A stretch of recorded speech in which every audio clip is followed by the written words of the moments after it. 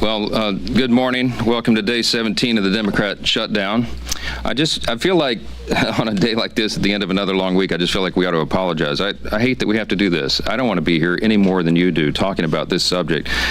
It is so difficult to be a happy warrior when you know that so many millions of American people are suffering, being made to suffer unnecessarily because of the Democrats' political games. If you're keeping count at home, we're on day 17 of the shutdown. The Democrats have now voted for the 11th time to keep the government closed. 11 times now. They've refused to just do their basic job, get the government going again, making sure that federal employees are paid, that our troops are paid, Border Patrol agents, TSA agents, air traffic controllers, and everyone else who relies upon the vital services of our federal government. They're being denied that because Democrats in Congress are playing games. And right now, to add insult to injury, if you're paying attention at home, you also need to make note of this. Yesterday, the Senate Democrats took it a step further. They rejected a standalone bill to fund our nation's defense and pay our troops. They voted it down. Now, why is that so noteworthy? Well, the bill was passed out of committee in the Senate with broad bipartisan support. And yet, the Democrats still engaged in a stunt on the floor, and they rejected it. So now they are on record specifically and exclusively to block the paychecks of the troops, to block the funding of our national defense in a very dangerous moment in world history. It is absurd to us. Leader Thune said this on the floor, on the Senate floor after that vote. He said, quote, "That one vote demonstrates just how fundamentally disinterested Democrats are in supporting our troops and providing for our common defense." Yes, that is exactly what we saw. And I suspect that if they were here today and it was on the floor, they'd do it once again. Now, tomorrow, the Democrat leaders are going to join for a big party out on the National Mall. They're going to descend on our Capitol for their much-anticipated so-called No Kings rally. We refer to it by its more accurate description, the Hate America rally, okay? And I'm not sure how anybody can refute that. If you think about what's going to happen here tomorrow, you're going to bring together the Marxists, the socialists, the Antifa advocates, the anarchists, and the pro-Hamas wing of the far-left Democrat Party. That is the modern Democratic Party. That's where they've gone. And the Hate America rally is the common theme among all those groups. Listen to the language they use themselves. Many of them don't like living in America. They hate capitalism. They hate our free enterprise system. They hate our principles. They hate the ideas that we come in to work every day to fight for, to preserve, in the greatest nation in the history of the world. They hate the idea of individual freedom and limited government. They hate the idea of the rule of law. They fight against it all the time. They hate the idea of peace through strength.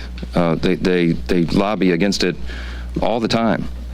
Individual freedom, limited government, the rule of law, peace through strength, fiscal responsibility, free markets, human dignity, the things that lead to human flourishing, the things that made us the greatest nation in the history of the world. They're opposed to law enforcement. They're opposed to military, and their votes show it over and over. That's the collection of voices that you'll hear tomorrow that the Democrats will go out and raise their hands with and cheer with. And some of these people are so blinded by their hatred of President Donald Trump that they can't find one reason to celebrate America or all that we've accomplished and continue to accomplish under this new administration. Now, obviously, every American has every right to exercise their First Amendment freedoms. I'm personally a big advocate of that. I spent the first 20 years of my legal career in the federal courts before I came to Congress defending the right to free speech. They have the right to do it. Republicans, by the way, are the party that fights to maximize your liberty. And we believe, just as our founders did, that every American has been endowed by God himself with unalienable rights, and that includes the rights to life and liberty and the pursuit of happiness. But tomorrow, this rally is not about freedom. It's about the opposite. For many of our Democrat colleagues, tomorrow is about creating really a spectacle. That's what they've been doing here every day of the shutdown with their little TikTok videos and their publicity stunts, and they're going to do it in a much larger venue tomorrow. And as the shutdown drags on, it's becoming increasingly clear that this spectacle is the reason the Democrats have refused to reopen the government. Just read a sample of the materials that this organizing group has circulated far and wide about the event tomorrow. They distributed talking points cheering on the shutdown. I mean, they're urging this on. They love this. They're cheering on Chuck Schumer's decision to close the government, and their lead organizer said this. This is his words, not mine. Quote, He hasn't surrendered yet. I call that progress. Maybe that's what led Chuck Schumer to say that every day of the shutdown gets better for us. That's what he said. Since then, Democrats have had their 7th, 8th, 9th, 10th, 11th opportunities to reopen the government, and they have obeyed the mob. They have listened to that. On Wednesday, this is pretty ominous. I don't know if anybody's reported on this, but you should. The lead organizer of tomorrow's event issued an open threat to Democrats in Washington, and this is what he said, quote, "The cavalry is coming in on October 18th, and they're either going to be celebrating you or they're going to be calling for new leadership in the Democrat Party." Now, I know who heard that. Chuck Schumer heard it. Hakeem Jeffries heard it. And their actions and their votes show that they are taking that as an order. Evidently, they've decided it's more important to show a fight to President Trump and appease this mob than to reopen the government and ensure the American people are taken care of. It's a binary choice right now. And to the surprise of literally no one, Chuck Schumer confirmed yesterday that he'll attend tomorrow's rally. Of course he will. He gave an impassioned speech on the Senate floor. He urged his colleagues to stand with him and fight against President Trump. The fight is absurd. Senator, you've been in office for 44 years. You've been in Congress longer than that, but you've been in Congress for 44 years, and everybody clearly understands what's going on. You're holding the entire country hostage to protect your own political career. I mean, no one can deny that. And what you're doing is absurd. You're demanding $1.5 trillion new spending instead of the clean, totally nonpartisan CR that you yourself voted for just 7 months ago. The whole charade is obvious. And I also want to point out the irony that is equally clear. Okay? As much as we disagree with Schumer and the Senate Democrats and all of that's going to happen tomorrow, no one, not a single person is going to be standing in their way of their right to exercise, assemble, and protest peacefully. That alone is a profound testament to the strength of our republic, to the beauty of America. They are decrying the country that allows them to engage in this activity. And the last time I checked, Americans have more freedom right now to express themselves and speak their minds after Republicans took over and ended the years of having millions of Americans' voices systematically silenced during the COVID pandemic years and the left's cancel culture. It is the Republicans that restored your right to share and speak your mind. And that's the first and most obvious irony of the Hate America rally. The second and even more absurd fact is that all the Democrats who are so angry that they don't control the government are the same people who have decided to shut it down and hand the keys to President Trump. That's the great irony. Chuck Schumer said it himself. I brought just 2 lines out of his New York Times op-ed that he wrote and published March 18th of this year. And he pointed out there, in a shutdown, this is his words, the Trump administration would have wide-ranging authority. He said there's no check on their determinations on what is essential and what is not. Chuck Schumer put it in writing and published it. He knew this scenario, and he is the one that has decided to hand the keys to the kingdom to President Trump. When you shut down the legislative branch, the chief executive has the authority to make the decisions in the executive branch. He has no choice. They have turned off the funding streams, and they have to triage the situation with federal spending. Everybody on the mall this weekend should recognize and remember who's responsible for taking the reins of Congress and handing them to President Trump. It's Chuck Schumer. He's the one that's done it, and he can make it stop tomorrow if he had the courage to tell you the truth. But he's incapable of telling the truth right now, and he's doing something that's unprecedented. Never in the history of Congress has a party shut down the government over a clean CR. This is an unprecedented event, and it's inexcusable. And it's Chuck Schumer who's making the decision to keep the government closed. And until the mob and Bernie and AOC and the rest of the socialists give him permission to reopen the government, we're afraid that Americans are going to continue to suffer at the hands of Democrats' political games. I doubt Americans will hear that on the protest days tomorrow, but that is the truth. And it's why Republicans are here and will continue to be here every single day, sharing the facts with the American people for as long as it takes. In just a moment, you're going to get to hear from our dear friend and colleague, the chairman of our Armed Services Committee, Chairman Mike Rogers of Alabama. As I mentioned at the top of the remarks, Democrats have voted 11 times now to block the paychecks for our troops. And we have a duty to support those men and women who defend our country and all the rest of us. And the Democrats are failing our brave heroes.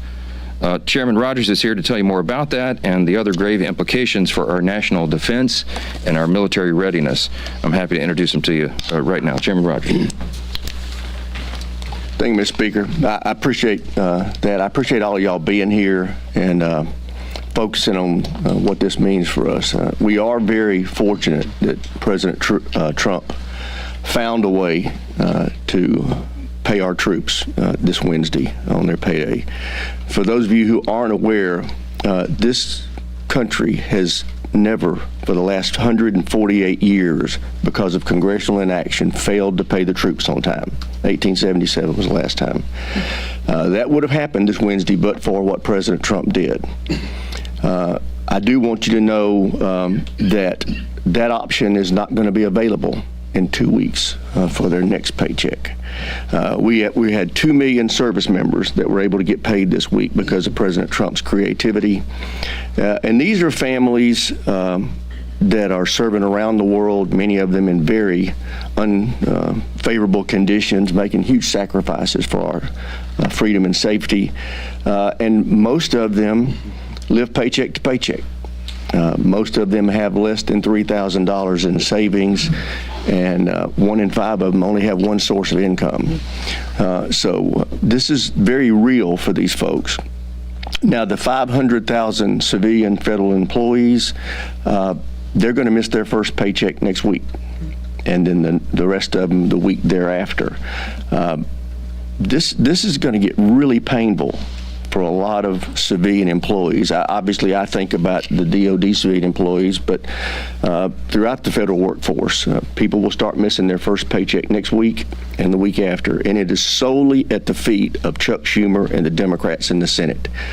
This body has passed a funding bill that just continued the Biden budget for a few weeks while we negotiated. And it's the Democrats who have decided to shut this government down.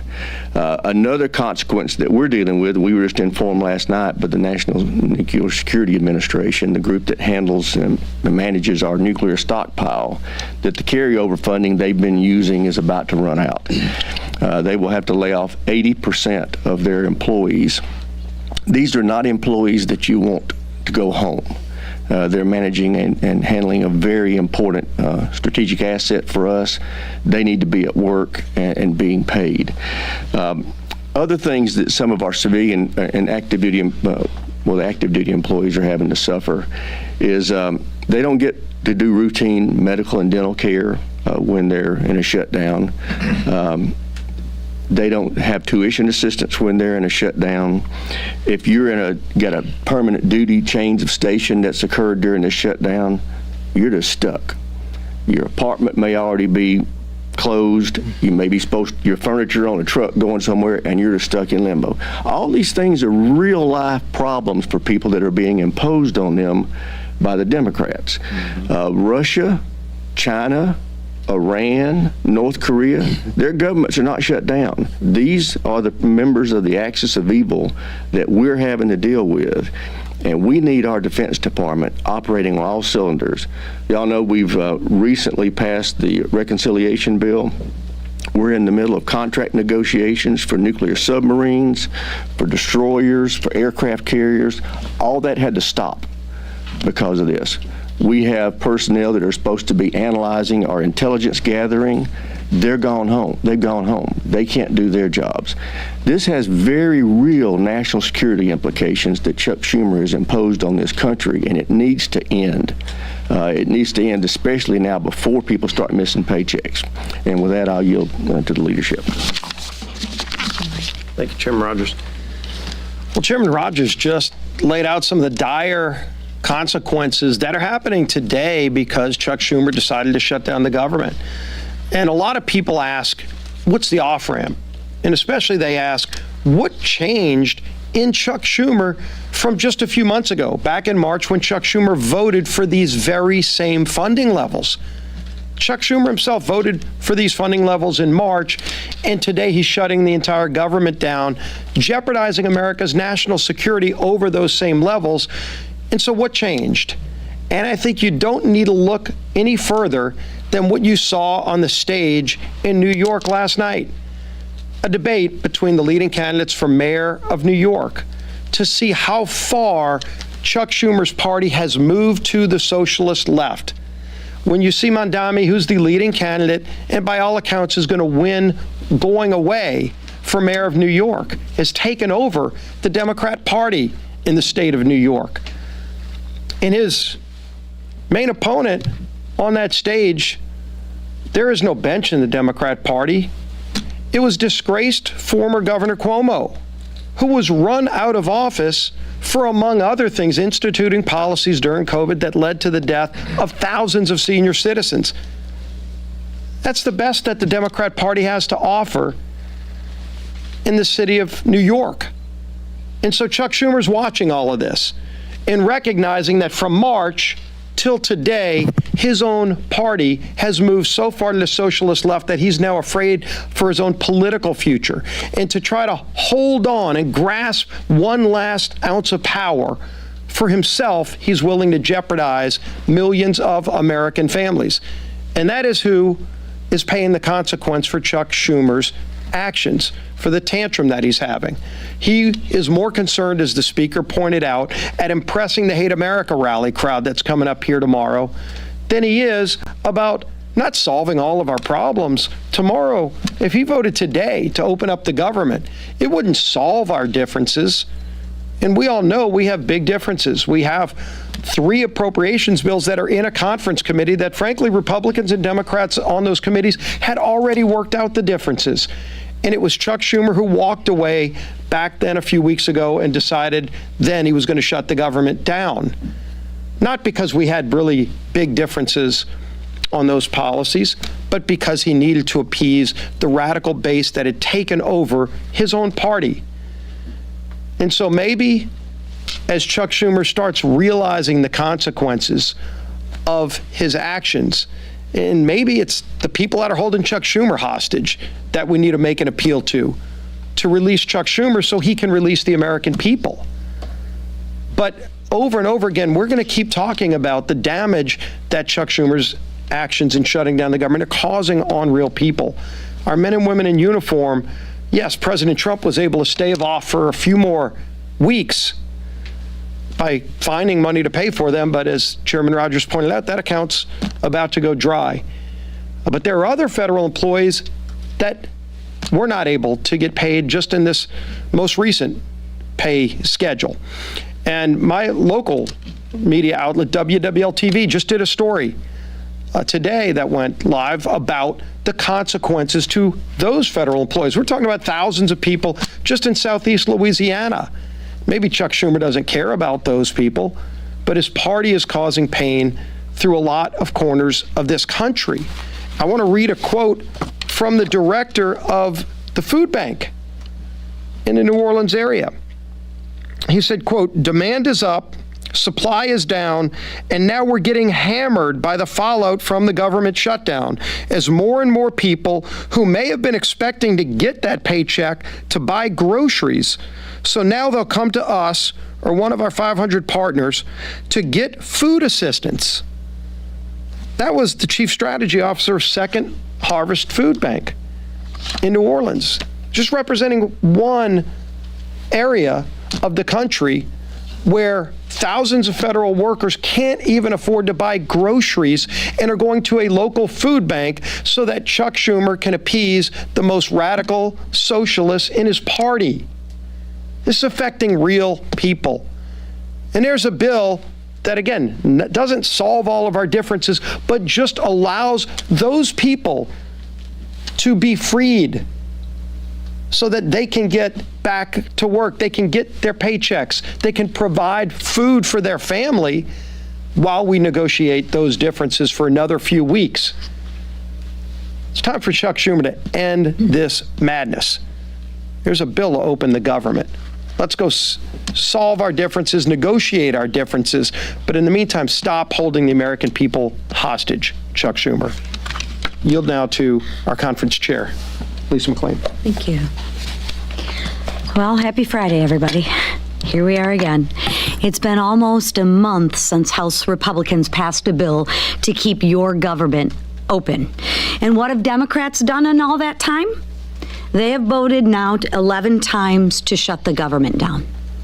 Shut the government down. 10 times to deny paychecks to troops, 10 times to block food assistance from struggling moms and families, 10 times to close our national parks, and 10 times to force our TSA agents, Border Patrol officers, and air traffic controllers to work without pay. Why?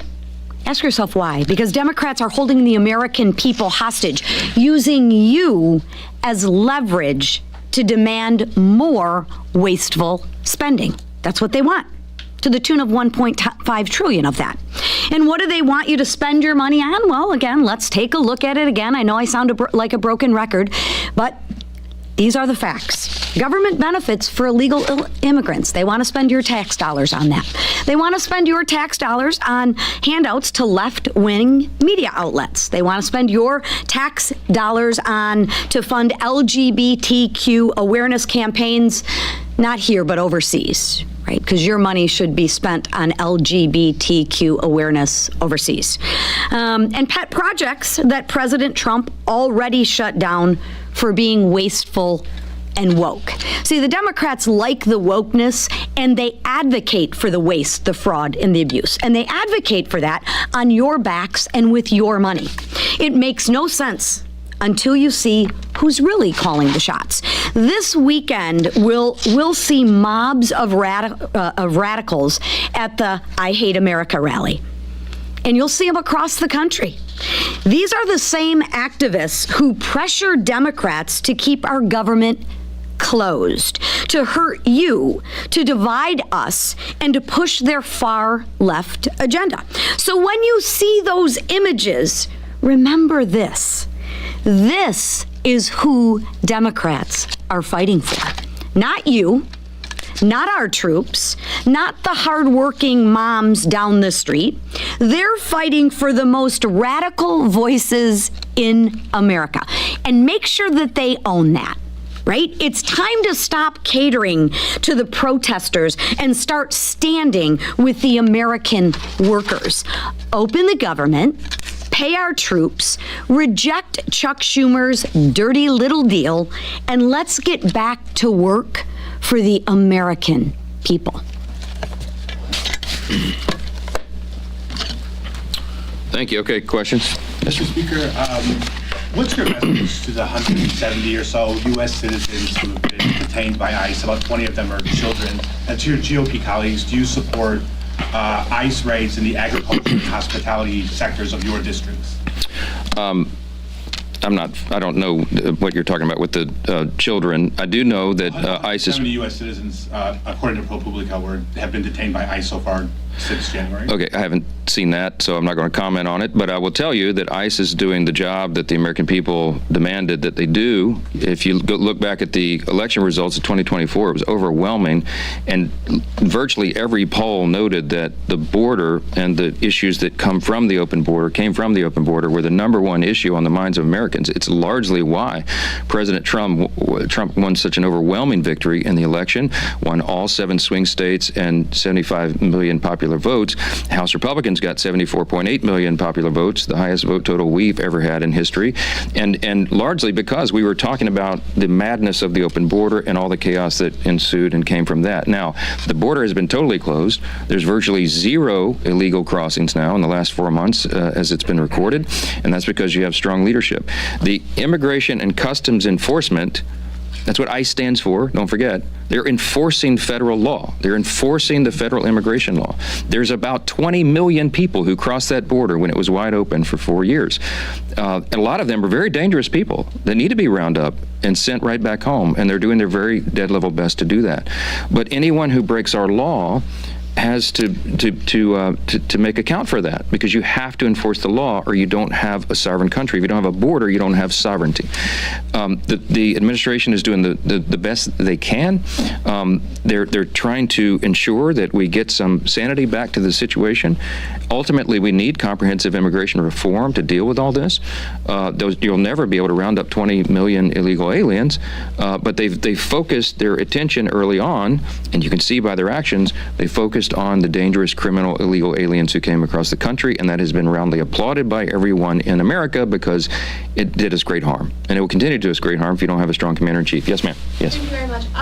Hakeem Jeffries earlier today said to expect swift legal action if Adelaide Grijalva isn't sworn in today during the pro forma session. What's your reaction to that? And are you still committing to only swear her in once the House is back in session? I thought Hakeem was a better attorney than that. It's a publicity stunt by a Democrat attorney general in Arizona who sees a national moment and wants to call me out. She has nothing whatsoever to do with what's happening in Congress. Rep-elect Grijalva is to be congratulating for winning her late father's seat. We love that. We're going to administer the oath to her as soon as we get back to our regular legislative session, as I've said 1,000 times. That is the issue. We're going to, I'm following the Pelosi precedent, by the way, as I've noted here.